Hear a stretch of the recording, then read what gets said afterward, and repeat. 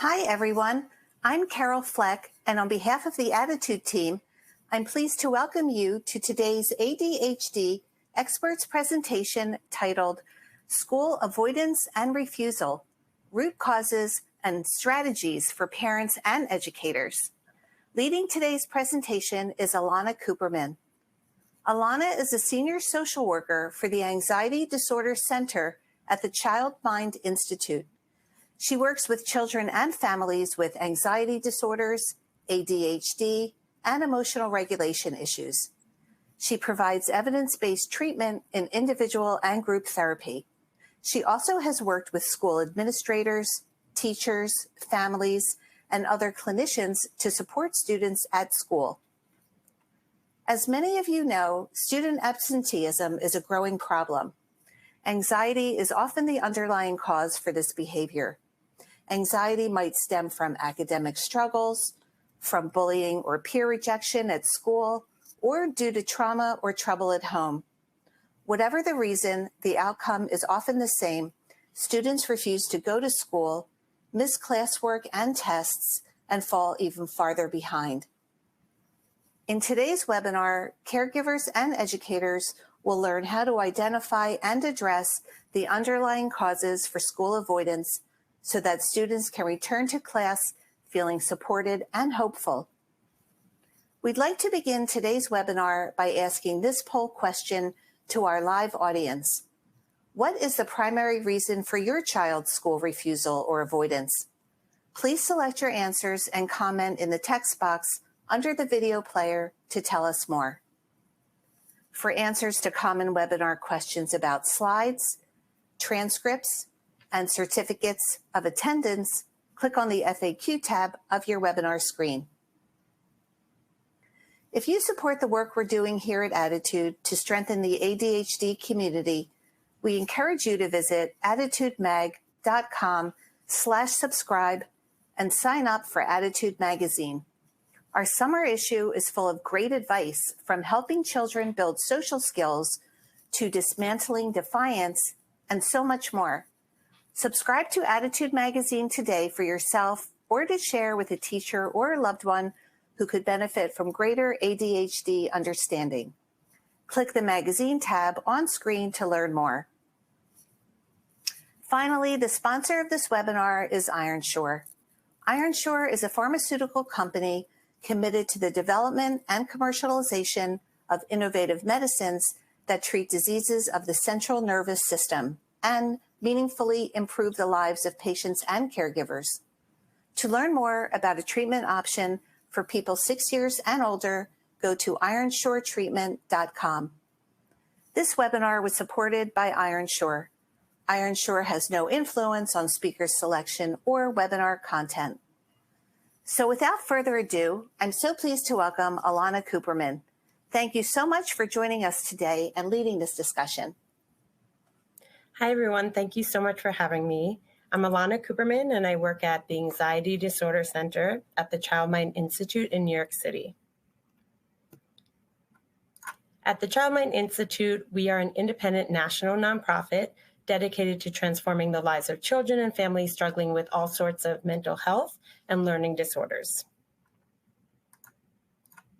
At the Child Mind Institute, we focus on these three components. One of them is research. So we really are at the forefront of neuroscience efforts to find biological measures of mental illness that will lead to earlier diagnoses and find better interventions. We also have a lot of public education on our website and equip millions of parents and educators with tons of resources and information to help end the stigma around a lot of misinformation of diagnoses. And our biggest piece is our clinical care. We provide world-class clinical care to children struggling with mental health and learning disorders. Today's agenda will be covering these three topics. The first is defining what is school refusal. The second will be talking about anxiety, ADHD, and school refusal and how they have something to do with one another. And then we'll be talking about supportive strategies and interventions for children with school refusal behaviors. So we start with talking about what is school refusal. School refusal is when children age 5 through 17 refuse to go to school. And it can be a little bit earlier or a little bit later, we see in different ages, but that is what school refusal is defined as. It is not a diagnosis. And it's also not when a child misses school because of an illness or the family is homeless or there's lacking childcare. There's a lot of misinformation around school refusal and what it is. And often parents get blamed, right? And schools get blamed. And the identity of what it's coming from is confusing and not talked about. And that's why we're here today. What we do know about school refusal is it's a symptom of underlying struggles, typically associated with one or more of the following. So it's not limited to this list, but these are the most common diagnoses that we see with children with school refusal behaviors: ADHD, learning disorder, social anxiety disorder, generalized anxiety, and separation disorder. When we talk about school refusal, we define it by the length of the time the problem's lasted. So an acute problem of school refusal is when a child has it for 2 weeks up to a year.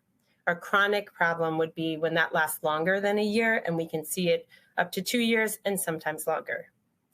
If school refusal is not treated, we do see short-term and long-term effects, which is important to see the big picture. Short-term is when we see a decline in grades. We see a child alienating themselves from their peers. We see a lot of family tension in the home, and we see a lot of regression in the milestones that they should be reaching. Long-term, we see children who have trouble graduating.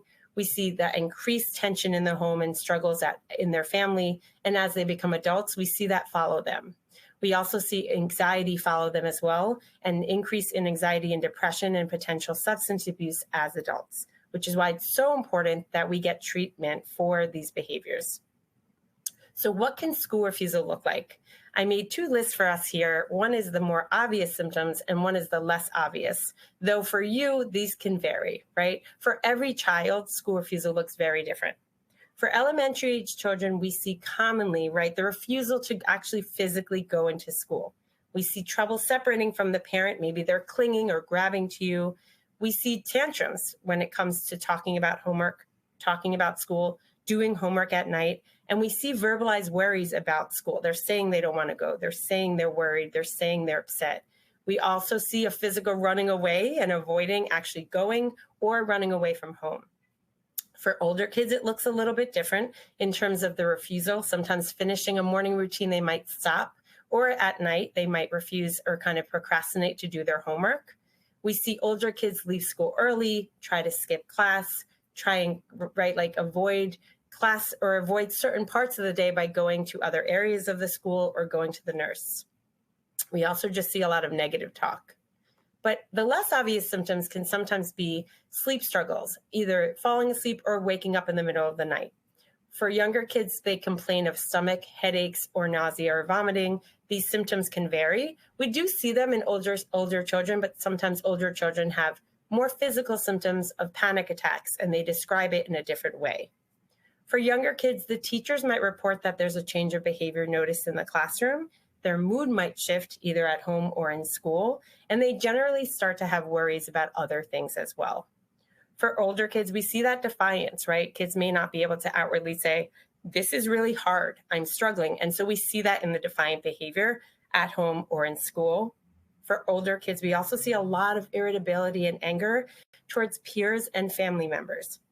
We also see an increase in their self-consciousness, whether it be how they're performing academically, how they're doing in front of their friends, and embarrassment of many different things, including how they physically look, how they feel when they come in late, how they feel when they're not doing work, and how they think people are perceiving them. When we talk about school refusal, we think about the risk factors that put a child at risk for having school refusal behaviors. Again, this is very different for every child, but we have three main categories here. The biggest one and the most common one we see is academic risk. So a child who has a lot of difficult classes or struggling in school, and that can come from ADHD and learning disability or just ADHD. It can come from other anxieties or other disabilities that they're struggling with. We know that children with ADHD have very poor executive functioning. Again, this is not every child, but a child who has poor executive functioning, which means organizing of their work, planning their homework, putting their things in their backpack, deciding what to do first. All of those fall under the category of what's called executive functioning. And if those skills are poor, they're at risk for eventually having trouble going to school. We also know the homework load and pressure can be a lot for children, whether it come from teachers or home. Not every home has pressure, but it's a good thing to pay attention to if it's there, because it can put a child at risk. And a child who's out of school a lot, whether it be asthma or something else, that prolonged absence can put them at risk for eventually not wanting to go to school. We also see a lot of children with social struggles, whether they have ADHD and social anxiety, or they just have trouble with conflicts with friends. It can be very, very challenging for a child to want to go to school if these conflicts are happening on the daily, right? And if their social anxiety is not being treated, they're going to feel more and more self-conscious and more alienated in front of their friends. If they're feeling bullied and it's not being addressed, that can make it really hard to want to go to school. And that over time can be a risk factor. There's also personal struggles. So if there's family conflict, if there's trauma experienced either by the child or by the family as a whole, if there's a death or a loss in the family, those are all putting the child potentially at risk. But it's worth and important to note that that doesn't mean every child, right? Not every child who has a death in their family will be at risk, but it's important to think about how they're functioning with their ADHD in school with all other supports around them. There are 4 functional conditions of school refusal. Whenever we talk about behaviors, we talk about what's the function, right? Function means what's driving the behavior, what's happening for them to act in this way. So when we talk about school refusal, we're wondering what's causing it, which is often the number one question with school refusal. It's important to know, right, that this is very general, but it can be very specific for your child or a child in your classroom if you're a teacher. But children often refuse school for more than one of the following. The first is avoidance of school-based stimuli that can provoke a negative response or distress. We'll go into each of these in a moment. The second one is avoidance of social or evaluative situations at school that make them anxious. The third is gaining parent or caregiver attention. And the fourth is gaining access to tangible rewards at home. The first 2 are what we call negative reinforcement. It's to get away from something negative at school, something that brings those negative emotions that they want to get away from and avoid. And they're typically associated with underlying anxieties in a child. We see these 2 the most common, though the other ones can also be present. And a child may have more than one function. The first one's avoidance of school-based stimuli, an object or a person that provokes negative emotion. It can be a teacher, it can be a classroom, a space in the school, it can be a specific peer, it can be a specific class. So it can be very specific for each child. And when we learn about these functions, it really helps us understand how can we support them better. What supports do they need? And it will help us create a treatment plan for them when we work with the school, which we'll talk about soon. The second one's avoidance of social or evaluative situations. And this is very common for kids with ADHD because they do feel that pressure where in the classroom, they're getting evaluated by doing tests or doing homework, handing in homework, and all of that can make them feel very anxious in regard to being evaluated about performance and all that academic stress. But it also can be social. We see a lot of children with ADHD and social anxiety in knowing how to handle challenging peer interactions that they would rather avoid. And we also see other kind of struggles that children with social anxiety may have, whether it be raising their hand to ask a question in class. It could be standing in front of the class and doing a presentation. It could be joining a group and working at a group project. If all of these things are difficult, that can make it very challenging to be in school. And so that is an important function for us to know so we can get to the root of how to help.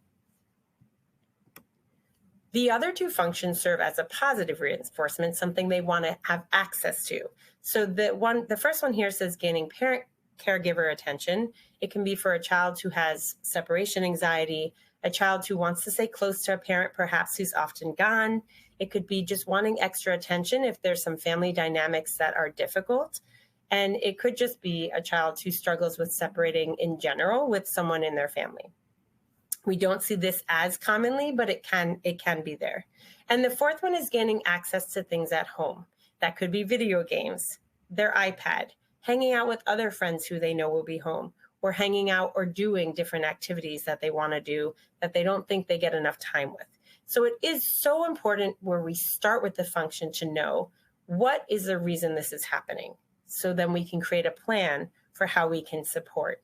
At first, when we see school refusal, we don't realize there's a function underneath, which is why it can be very vital here for us as people working in the school, people working in therapy, and for home to know where is this coming from so we can know what to change. We're now going to talk about ADHD, anxiety, and school refusal and what they have to do with one another.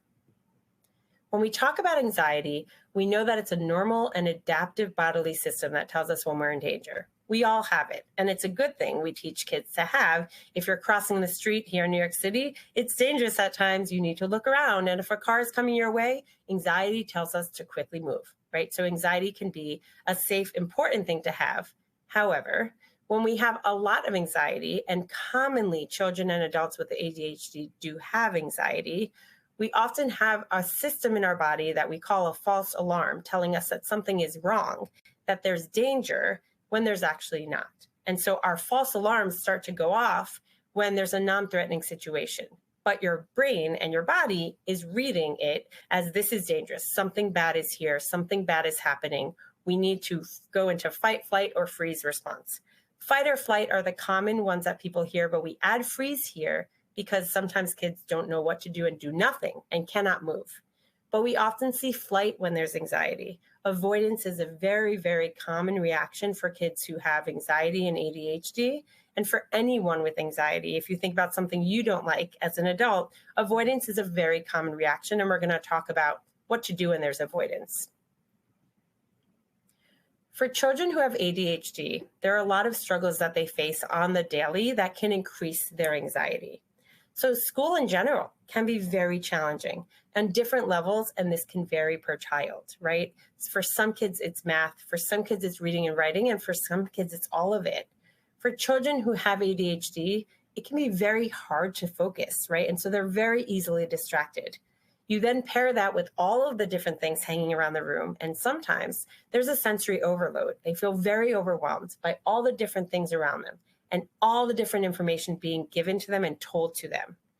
For some kids also with ADHD, executive functioning is a real hard struggle. Like mentioned earlier, organizing their materials, planning out homework, even looking at this backpack, putting things away. I've spoken to so many families who say their backpack looks like a disaster. How are they supposed to know what's going on if I can't even figure out what's going on in there? So it's really, really important to identify what are these struggles in their ADHD characteristics that are increasing their anxiety.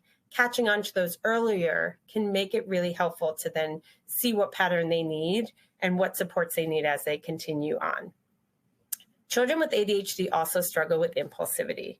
And for many kids that I work with who have ADHD and anxiety, they can be really embarrassed by their impulses, whether it be bumping people, whether it be blurting things out in the middle of class, sometimes calling someone a name, or just calling out the answer. Those impulses can cause a sense of embarrassment and shame, and that can make it increasingly anxious to be in the school setting. And as we mentioned earlier, difficult peer relationships and joining conversation can make anxiety increase for kids with ADHD. And lastly, which we'll talk about more in a few minutes, kids who have ADHD often are thinking about a lot of things. The one thing I always tell families with ADHD is it's not that they can't focus, they're focusing on everything, right? And so they also are overthinking everything because their brain is thinking about so many things. They have a great mind, but sometimes we need help to scale down some of that thinking because it can lead to more increased anxiety. For children with ADHD, these struggles and anxiety can lead to school refusal if it's not treated or supported, and here's how. First, when all of these things we just discussed, right, we saw that backpack, we saw all the work that's coming home and the struggle to organize all of that, the information they're taking in and bringing home. How do I organize all these things that I'm getting, and what do I do with this? They might start falling behind in their work. When they start falling behind, they start to get frustrated, and parents do too, right? We start to see a decrease in confidence because right away, a child's feeling really frustrated. They can't do this work. They might even feel embarrassed. They're starting to feel badly about themselves. And how we see it often is defiance. kids don't often have the words to say, my confidence is starting to go low, right? Or I'm feeling really frustrated because I'm falling behind because of that sensory overload I'm having at school. We have to pay attention when we see some of these signs here because they may not be able to tell us with their words. So we know that their confidence starts to go low and their frustration increases. We might see defiance at home or in school. Sometimes we only see it at home and parents say, why is that? Often they're holding it in all day and they spill it all out when they're home where they're comfortable. So it's great that they have a place, but it's hard for families. And it can be really tough if we're not catching the why of what's happening, the root of the behavior and that function of some of their stress. If it's not addressed and their defiance continues, we're going to see a decrease in their motivation, right? If they feel like they're falling behind and they don't feel good about who they are, they're going to start to feel, what's the purpose, right? They're going to ask themselves, what do I feel motivated by? Not this stuff that's bringing me all this anxiety. They're going to then want to avoid more. Older kids are going to procrastinate, say, I'll do it later, put it away, say they lost it, they don't know where it is, or just flat out say, I'm not doing it. Right? So that avoidance and procrastination eventually can lead to school refusal, and it's almost a full cycle because that will then lead back to falling more behind. When we talk about anxiety, it's important to note that it doesn't just go away on its own. Here we're looking at a sample of what happens when a child thinks they can kind of avoid and get rid of the problem on their own. So we see a picture of a boy looking at a dog. He starts to have a negative thought in his head. The dog is going to bite me. And they start to have those physical reactions where he's sweating and he's having, maybe his heart is racing and he's having negative thoughts and negative feelings. And he runs, right? He wants to get out. He wants to avoid. He goes home to his room and he's sitting there smiling, saying, I'm safe because I got away from the thing I didn't want to be near. He's home and he's happy playing his video games. But what happens when he steps back out? The anxiety is right there in his face, because he can't avoid, this is a dog as his neighbor, right? But he can't avoid the thing he's afraid of. In fact, the anxiety can come back even more, even stronger. So it's important to note that when parents or when school staff will say, can it just go away on its own? Can we just see if this kind of goes away? Unfortunately, it cannot. At the Child Mind Institute, we talk about 7 common thinking traps, and I'm going to review what they are and the most common we see with school refusal. A thinking trap is when we have a negative thought pattern where our anxiety is leading us to believe, fully believe that something is wrong. And when we're anxious, we think negatively. So take a moment for yourself and think, when I'm anxious, do I think positive thoughts or negative? It's always negative. And we tell kids those are unhelpful thoughts. We have 7 categories, and the 3 most common ones are fortune telling, mind reading, and labeling for kids with school refusal behaviors. Fortune telling is what we all do sometimes when we're anxious, right, or we're nervous about something. We start to predict that it's not going to go well. Those are commonly noticed when you hear a child say, what if? What if I go to school and I fail? What if I can't perform in front of the class? What if my friends make fun of me? What if the teachers think something bad about me? What if I walk in late, right? So fortune telling is when we think about all these bad things, and it can even be a statement. It's not going to go well. I can't go to school tomorrow because it's not going to go well. So fortune telling is the most common, as well as mind reading here in the corner to the right. Mind reading is when we assume we know what another person is thinking when we don't, right? But if a child walks into a cafeteria and sees another child smiling or laughing, right away in their head, they're saying they're laughing at me. It's about me. They're making fun of me. That's what they're laughing at. When we have no proof of that. But that's what mind reading does. It traps our thinking into a negative pattern, and we have to help children get out of these, and I'll explain how. But first, it really helps to know what these are. And labeling happens also the bottom left, when we use a single negative word to describe ourselves. And you'll probably relate to this when you think about what it is when children are feeling frustrated and they're saying, I'm a failure, I'm stupid, I'm not smart. And those are negative ways of thinking about themselves, which is not true at all. We're now going to talk about what do we do, right? What do we do when we see that children have all these functions driving their behavior to not wanting to go to school? What do we do when we notice a child's having these thinking patterns that are so negative, and how do we get out of them? So we'll talk about supportive strategies and interventions here. For school refusal, the treatment is a collaborative approach. It's important that the family and the school and the therapists are all involved together in order to make the most comprehensive treatment plan. The therapeutic intervention that we recommend for school refusal behaviors is called CBT, or cognitive behavioral therapy. The triangle here on the screen explains the basis of cognitive behavioral therapy, which explains a connection between the three corners of the triangle. The first is what we think, the second is how we feel, and the third is how we act. When we do cognitive behavioral therapy with children and adults, we help them understand that how we think and feel directly affect how we act, but we don't often realize we have a thought underlying our actions or underlying how we feel. We often just see the behavior, right? Or in school, when kids are moving fast, we see the behavior because it's the most obvious. We might see how they feel, but we don't always know what the thought is. And so this really involves having empathy when working with children and learning more. We want to know more about what's going on because what's presented is often not what's always there. There's usually more, and there's a thought. In cognitive behavioral therapy, we teach kids that there's a way to change that.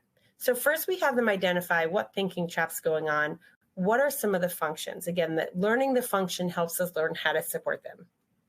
We identify what are those negative thoughts you're having, and then we teach them how to challenge their worry thoughts.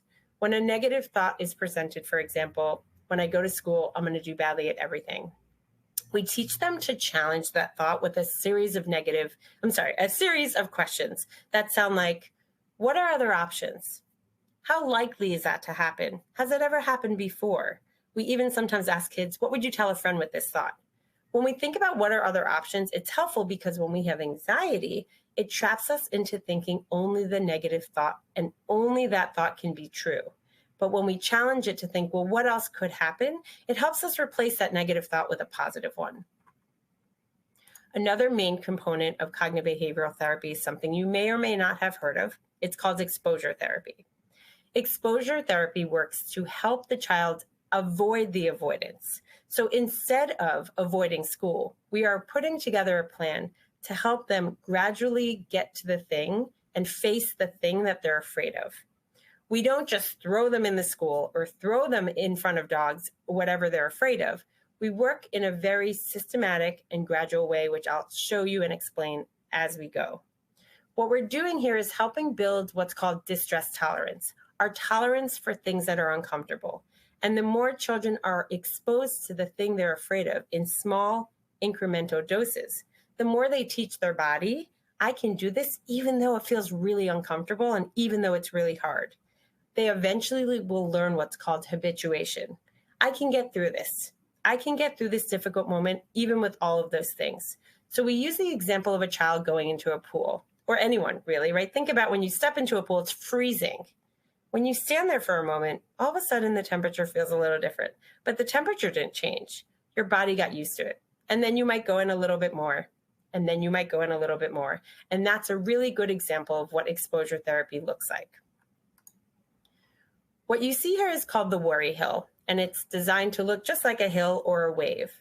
When children first start experiencing the anxiety about school, they start to have those symptoms and they're starting to climb, right? So we know physiologically our bodies have a lot of different symptoms where our eyes actually dilate, our muscles actually tense up, our heart rate and blood pressure increase. And so when those things start to ride up the hill, what happens is it's like when you get, for some people at the top of a roller coaster, there's that exit door and they're like, get me out of here. I'm out. I feel all these symptoms. My heart is racing. I can't do this. And they go through that door and they get out. When children start to have that avoidant behavior, they feel good temporarily, like the boy with the dog, right? He's sitting in his room with the air conditioning playing video games. But when a child is temporarily experiencing that relief, they're not learning, I can get through this really hard and uncomfortable feeling, and then the anxiety will return. They need to be able to ride that worry hill and go all the way to the peak where they have all those experience emotions and experience physical sensations to learn, I can get through this with obvious supports, which we're going to talk about in a moment. As they experience them, they will coast down and the anxiety will gradually decrease and the feeling will pass. but they won't allow themselves to do that or to learn that they can do that if they all the time try and avoid.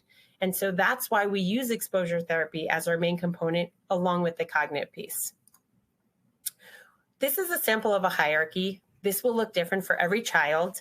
This is an example of one I used for a child where we ultimately were getting them to attend a full day of school. For this child, and this will look very different, so this is just a sample, the struggle started getting in and out of a car. So in this example, we broke it down into very, very small steps. We started with getting in and out of the car. The idea here is each step has to be practiced, and we don't move to the next step until one is mastered.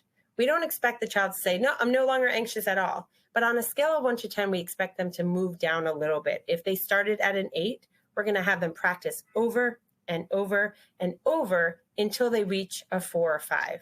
It takes a lot of dedication. It can be really frustrating for parents. So I always say, make sure you have an adult who can do this work with them, because for some kids, it might even start at home. They need to just get up and get in their clothes for school and use that as their first starting point. So this hierarchy will look really different.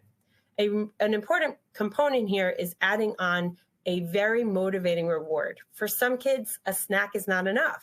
But for some kids, having extra time before bed on their iPad or spending time with a family member is motivating. Or they can earn small things that lead up to a bigger thing. But for each step of the hierarchy, we do recommend motivating them with some type of reward that everyone is aware of. We also teach kids coping strategies so that while they're going through this hierarchy, they have skills that they're learning to handle that physical reaction. We all have them, right? For kids with anxiety, ADHD, and school refusal, they're going to have more of those. So we teach coping strategies as well. We also teach families to shift the attention to positive behaviors and all the effort they're making. Listen, this is really hard work. And I know as someone who worked in a school and also as a therapist and a parent, that it can be really challenging to stay positive. But when we shift our attention to the positive behaviors, it can be a game changer. We also want to make sure we're not rewarding them for staying home. So a sample plan here of what this can look like. And again, this will look different for every family. The idea here is that if a child's getting therapy, the parent is also getting help as well. So the therapist and parent will meet, the child will meet with the therapist as well. The child might get it once a week, twice a week, sometimes 3 times a week. It really varies per child.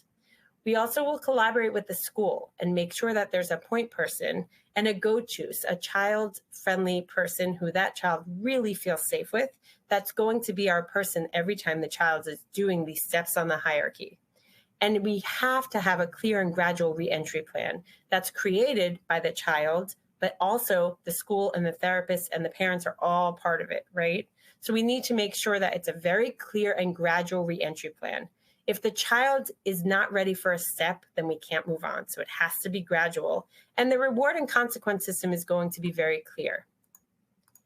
When the therapist and parents work together, the idea here is continually understanding why, right? Why is this happening? What is the function of the behavior so that we can help understand what they need? What supports do they need? We also help families create a tracker so that children can feel empowered when they see the progress they've made with their consequences or rewards, right? They need to be able to see it and to continue working on that hierarchy together. We also help parents be aware of your own triggers, which can be really hard also for educators, right? But when we know what our triggers are, we know how we can start to say, okay, I need to take a second and use a coping strategy myself so that I'm not making this worse. And that can be a very challenging step.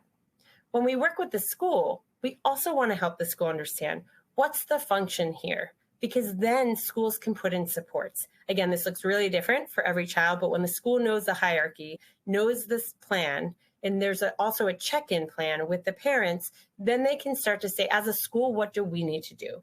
And this can, again, look very different across children, but it can, for example, be maybe lessening the homework load or changing some deadlines. It can be moving the child's seat or having the child, start their day in the therapist's office. So this can look very different, but it's important to know what the school's expectations are and kind of adjusting them to where the child is at on their hierarchy. We recommend the use of supportive language statements that combine empathy and encouragement. At first, we want to show the child that we hear them, we see what they're experiencing, we know how hard this is, and we're calm. but we're also encouraging them because we know they can do it. So it can sound like this. I can see how scary this is for you, and I really believe you can do this.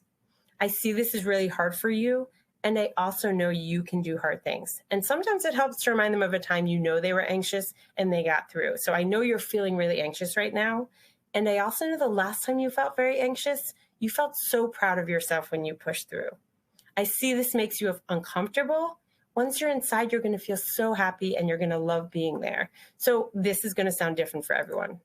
Now, something that is natural as a parent is to jump in when our child is struggling, right? And we don't want to push them too hard, but it's that struggle of what do I do because I want to help them, but I care about them. And it's hard to see them in distress.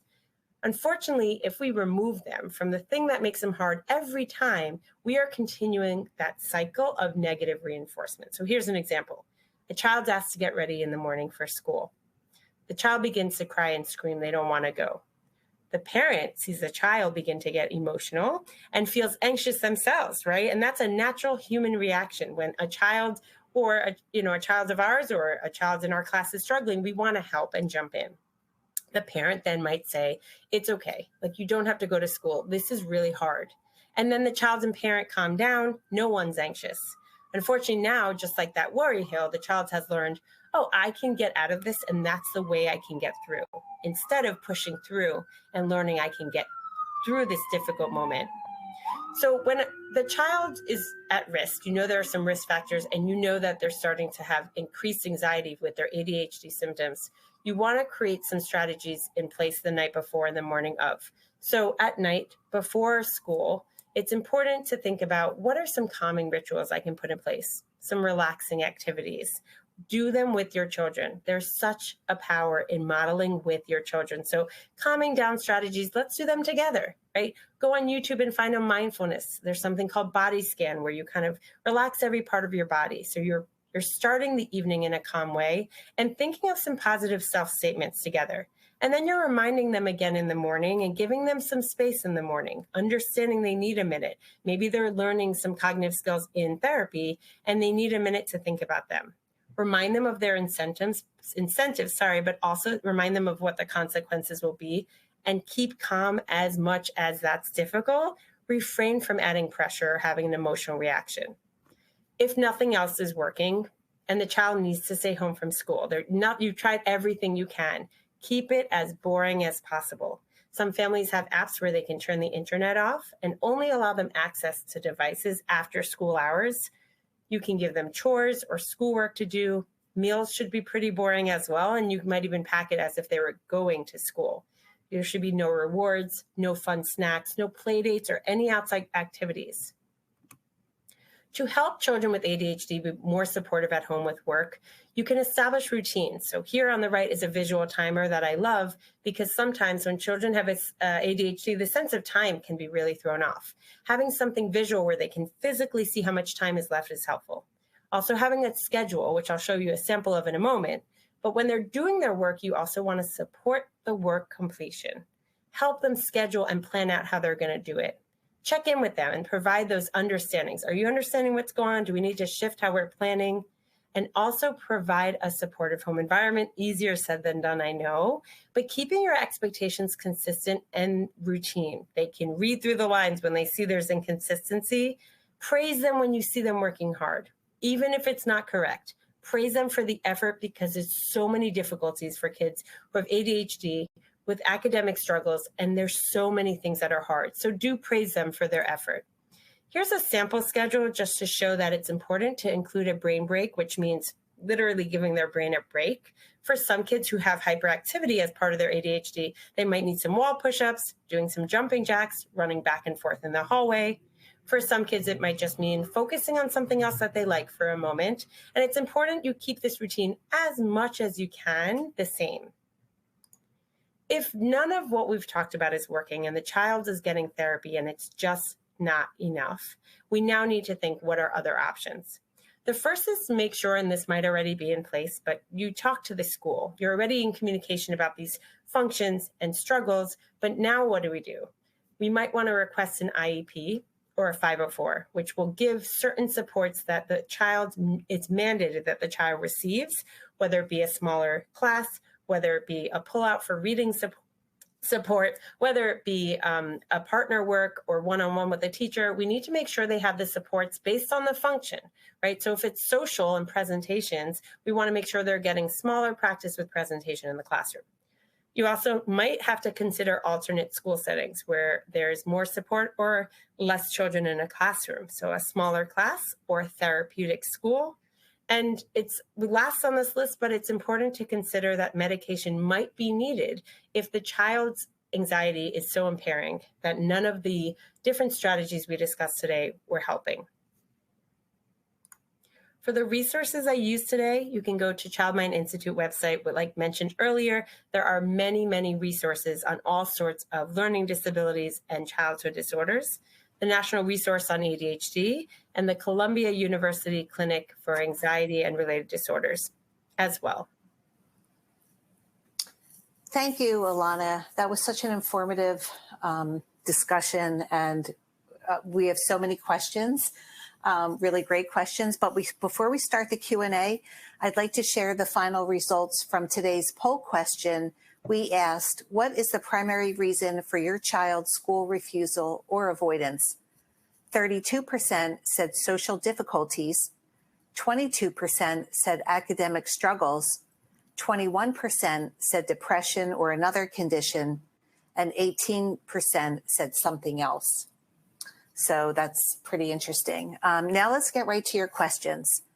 Of course, we had a lot of questions around boundaries, and this one question is, how can I tell if my child is truly physically sick or if the physical symptoms are anxiety related when my child isn't even sure or saying what the problem is? It's a very good question and a very common question. So I do recommend always talking to the pediatrician just to rule out if sometimes there is a GI issue or a headache. But the patterns are important. So I always tell parents to track it in a journal if you can when you're noticing these symptoms arise. Nighttime is a very common time for these symptoms to arise, as well as other verbal worries or other behaviors. So start tracking them to see if there's a pattern. It's also important to talk to the school because often schools might think that the child's sick, but it's actually happening the same time every week or the same time every day that they're going to the nurse, and that could be an avoidant behavior. So I always suggest to really track and continue to see the data, which will give you information over time. Okay, this is similar. How do you validate when a child with school avoidance has severe stomach pain, and we know it's due to anxiety because we've rolled out other conditions, but it makes going to school painful for him? How do we respond to that? That's another really good question. So I think it starts with validating and really psychoeducating children on what anxiety is. And I think the movie Inside Out 2 has just really opened eyes for a lot of kids and it helped them feel validated because there are so many physical symptoms that happen with anxiety. And so it's A, acknowledging your stomach does hurt, I hear and I see you, and B, explaining and helping them understand why and how it's anxiety. Then it's thinking about what supports they can have to make them feel comfortable with that physical pain. Obviously, not all the time medication can help in terms of pain medication, but also really talking to the school about what kind of supports can be put in place, because ultimately identifying what that function is causing the stomach ache will help the stomach ache go down over time. So we want to really identify what's the function to see when that stomach ache is getting worse, and what they might need, if it's a water break, if it's a coping strategy to relax those muscles in the body, because we do know that GI symptoms happen a lot as an anxiety response. So thinking about what kind of coping strategies can be done during the times that the stomach hurts, but also before, preventatively, either at night or in the morning. We have, this is a really good question about school culture. My 7th grader with ADHD and autism was suspended 7 times last year. He saw this as a reward since he hates school. How can we impact school culture to be more supportive of these struggling kids? It's a very, very important issue. And as someone who also worked in a school for 15 years, I know that it's very tough because there has to be a consequence, but often kids want to be home. And so they don't feel that consequence. It's important to talk to your school and, again, psychoeducate them on the function of this behavior, right? Coming home and accessing things that they want is not going to, A, teach them a lesson, but B, it's also not going to make them want to come back to school. It's only going to further the problem. So I recommend talking to the school, sharing what school refusal is, what the function you think your child has, and what else can be put in place as a consequence instead of sending them home. Because sending them home, I firmly believe, does not help the child understand. Instead, helping the school and the child think of a logical consequence that has to do with the negative choice that they made in school. That's way more impactful in helping them see the consequence, but also not enforcing the idea of going home, because that's rewarding for so many kids. I see it a lot. So we really need the school to understand what's the function, what's going on, and what else can we think of together. It may not be the right school, and unfortunately, there's only so many boundaries we can have or push if the school has certain policies, but it is an important conversation that more schools need to think about, with logical consequence in the school, but not at home. Speaking of schools, someone writes, my 16-year-old is in a new school after years of school avoidance. She has ADHD, anxiety, and depression. Now she says she wants to quit this new school and quit school altogether. What should I do? So I have a lot of questions. I hope that the new school knows about the school avoidance behavior. And I would have the child, if they're not in therapy, start thinking about potentially having them in therapy. If they're already in therapy, I would have the therapist and the school coordinate to really start, again, identifying what's the function. Because when we know the function, it opens doors to knowing about different ways to support the child. So if it's about social, evaluative, performance-based situations, right, then we know that we need to add new supports in that school. If they need a gradual entry plan to make school easier so that we don't see school refusal, maybe they need to start with a shorter day, right? Maybe they need to change where they seat, or maybe we need to change how they start when they come into the building and who they meet with, if they meet with the school counselor first. So it's really, really thinking about what their needs are, what's the function, so that it doesn't happen again. But being in a new school, I'm hopeful that the school counselor can be really involved. If there's a therapist, they can really be involved too, to identify the function. So it's like, okay, if it's academic, in what areas do we need to kind of lessen the load? Maybe they need to do some of the homework after school in the building. Maybe that teacher needs to, extend the deadline. And this is not teaching them that can always happen. But during this difficult time, we do need to make adjustments. And then gradually they will get used to it. And gradually we can readjust those expectations. But the school does need to be very aware of what's going on. This question is from a teacher, so it's sort of the flip side. What is the best way to have conversations with parents about their child's absenteeism in a way that doesn't make the parent feel defensive? She says, this year I had a student who had a very difficult time at his last school, and his parents would keep him home a lot because of it, even though the parents said this year's experience has been much more positive. She's still seeing absenteeism. Yeah, it's great that it's a little bit more positive. And I do think that it's a good first step to empathize with parents when they see their children struggle. And I can see it from both ends as someone who worked in a school and a parent, that when they're struggling, you just want to help them and save them. But a lot of parents don't realize what we learned about. And so a teacher can kind of educate a parent about that cycle of negative reinforcement. The more we jump in and save them from what they are trying to avoid, the more we're actually making that problem worse, right? And making it less likely for them to just say, okay, I can go to school, because their parents reacting, so they're going to react. So teaching parents about that cycle of negative reinforcement and empathizing with parents, because it can be really hard to do what feels unnatural, which is that exposure piece, having them gradually find a way to re-enter. And know that although it feels like there's a problem for the child, the parent needs to check in with their own triggers and say, is this problem a real problem, or an anxious worry thought that the child's having? So talking to the parents to say, think about what the child's saying, kind of talk to your child and say, what are some of their worries? Do those worries seem likely? And again, I always recommend treatment to get that child to start working on some of the cognitive skills that they can learn. But empathizing with the parents and really helping them see that sometimes just keeping them home is making it worse. It can be really hard. What strategies can teachers use to help students who are worn down by criticism and or bullying to build up their self-image? There's a lot of different things. And it goes back to the function, whether it's, working in a group and having those social anxieties around some kids, thinking about breaking it down. So you can start by thinking of the goal. The goal is to get them to join a group and feel confident, right? So maybe you then kind of break down the steps with the child together and think, okay, so the goal is to have you work as a group and feel confident sharing your opinion, but that's really hard. Maybe on a scale of 1 to 10, that's like a 10 for them.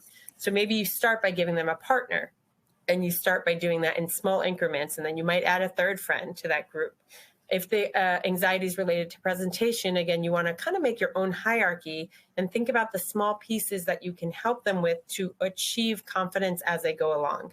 They're also going to, again, learn that distress tolerance of this feels uncomfortable, but I can get through it. But we're doing it in small increments in a gradual way. So trying that in your class with the child and getting the parents involved will help too. Someone asks, are there different strategies for college students with ADHD who are avoiding going to class? So it's definitely a little different with kids in college. I think making sure you are understanding, again, where it's coming from, if it's academic based. A lot of colleges have support for kids who have ADHD and other challenges, and they're not always known. So when I work with families or children in college, I always say to find out, where are those resources? Who are they? And start to make connections before college start.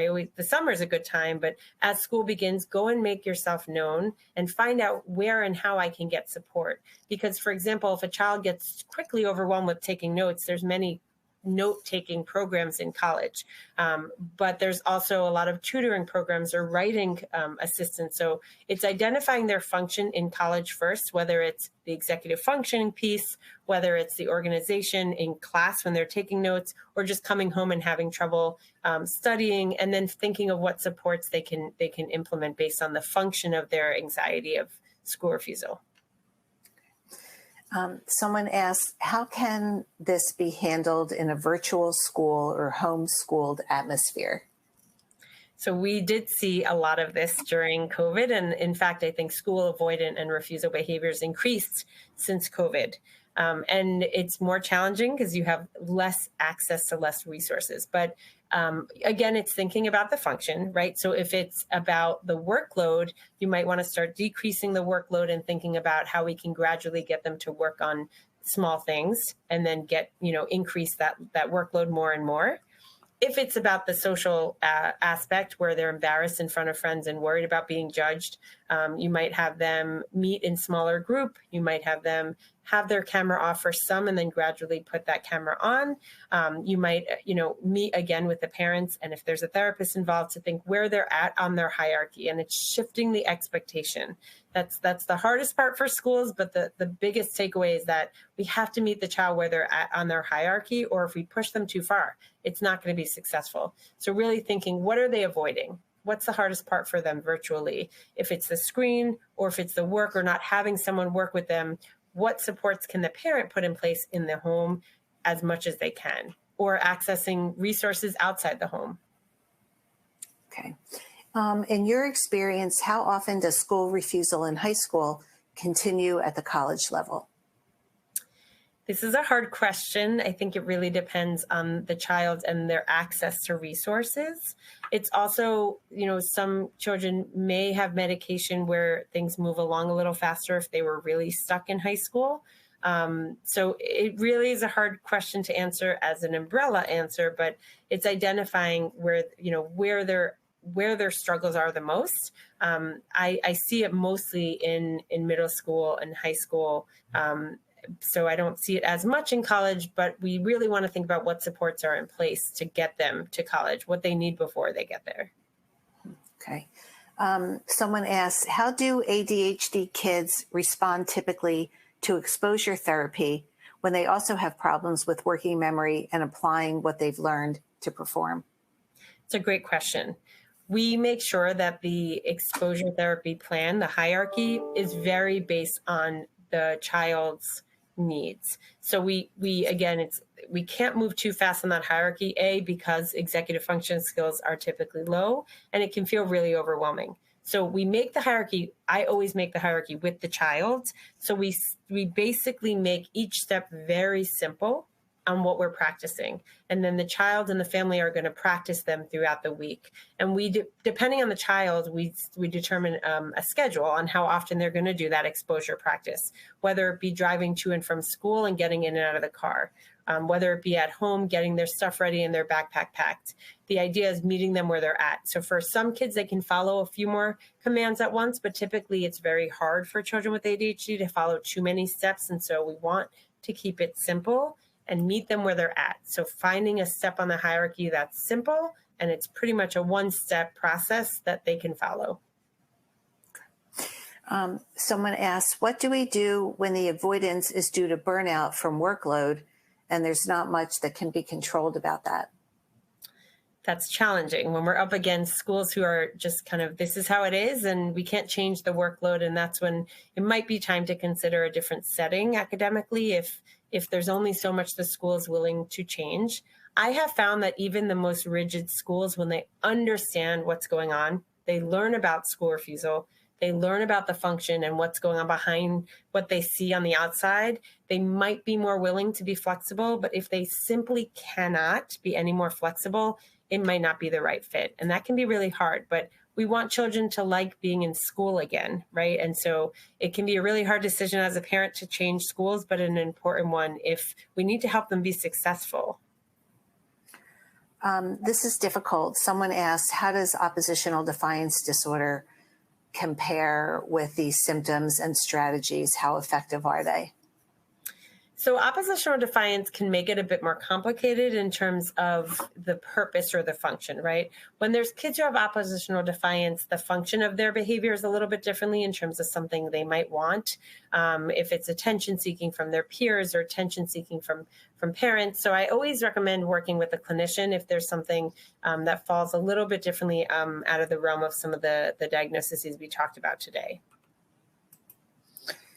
Someone asked, can school refusal spiral into negative and suicidal comments, such as, I'm so stupid, I hate myself, I want to jump off a bridge and die? It can happen, and it's something to really be aware of. When a child is saying negative things, you want to seek treatment as immediately as you can. When they're starting to talk negatively about themselves as a child's in school, as a child's in the social realm, you want to pick up on that right away. So the hope is that before it gets to the place of suicidal ideation, we are helping them cope. We're giving them strategies through therapy. We're working with the school to find school more bearable for them before it gets to the suicidal ideation. Does it happen that they can sometimes fall into depression? Yes. But again, that's when treatment will be really crucial here, especially medication if a child is feeling very depressed. Okay. How can we help a child who becomes explosive due to sensory overload from engaging in exposure? That's a really good question. So again, it's important we do it very gradually. And we teach them the coping skills in that case. If we know they have a very hard or kind of a low threshold for emotion regulation, we might teach them the coping strategies before we teach them the cognitive skills. We'll have them practice at home. We'll have them practice in the therapy room. We'll have the therapist practice live in the moment with them so that they're using those strategies as they notice the physical sensations build. When we talked about that cognitive triangle, thought, feeling, and action, we also help kids really learn what happens in my body when I have different emotions. So we want to build their emotion intelligence, right? What's going on when I feel happy? What's going on when I feel nervous or scared? And often things can overlap. So we really want to help them understand my heart is racing because I'm excited versus a lot of different things are happening in my body because I'm feeling nervous, excited, and angry at the same time. So we really want to help them understand what's happening in my body, what am I feeling, and then they can start to use a coping strategy before they access those cognitive skills. And so it takes really knowing the child and what's going on for them. But before they become explosive, we want to help them identify those feelings in their body. Okay, well, unfortunately, that has to be our last question because we're out of time. But Alana, thank you so much for such a great presentation. Thank you for joining us today and sharing your expertise with our ADHD community. We really appreciate it. Of course, thank you so much for having me. And thank you to today's listeners. If you would like to access the event resources, visit ADDitudeMag.com and search podcast 512.